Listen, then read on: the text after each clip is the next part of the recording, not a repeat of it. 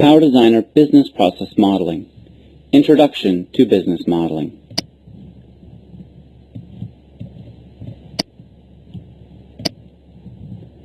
The PowerDesigner Business Process Model is designed to provide the documentation of the flow of control through a business process.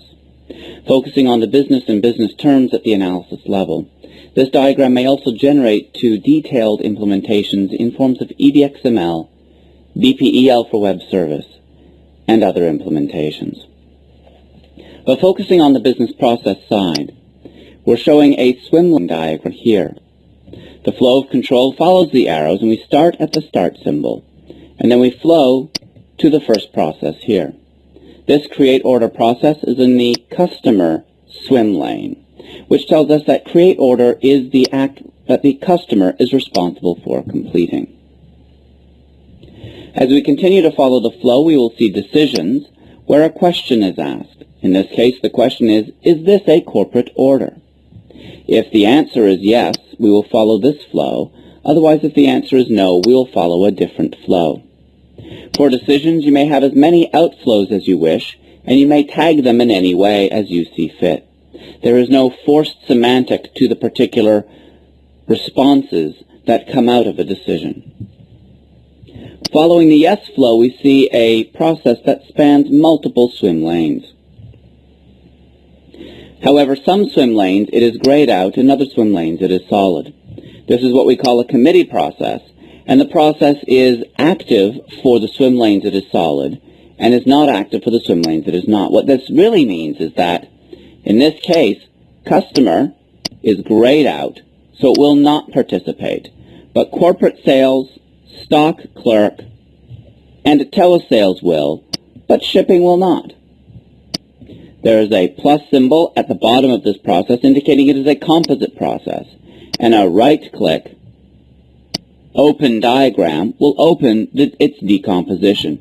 This is a process within a process, and as you can see, we can continue to decompose as many levels as we wish.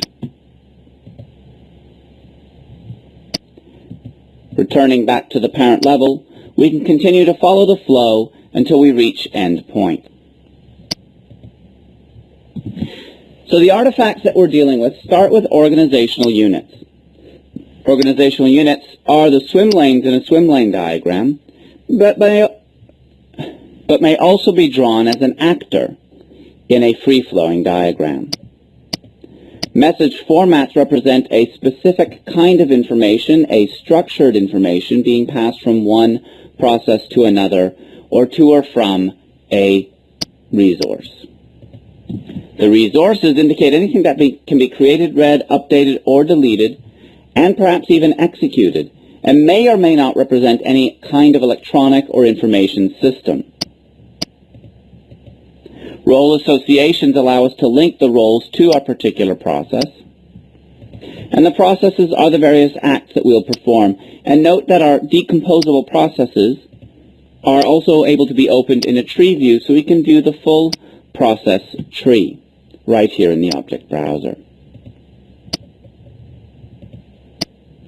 Starts and ends indicate where the triggers to start a business process will occur, and the ends are the ending points. You may have as many starts and as many ends as you need in any diagram. The decisions are where we ask the questions, and based on the answers follow one flow direction or another. And the flows are the transitions from a process to another process, from a process to a decision to a process, or decision to decision. And the resource flows are a special flow to or from a resource, indicating whether it's being created, read, updated, deleted, or executed.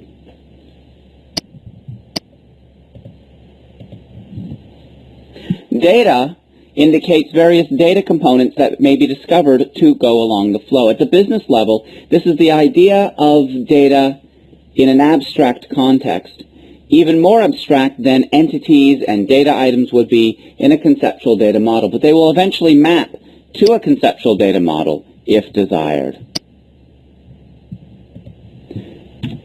So from the flow of control, we can determine what all of the steps are, who is responsible for them, and what those steps mean, at the highest level, as well as decompose or break them down to smaller and smaller subsets and sub-processes until we have every atomic step and detail that we need documented about our business fully documented.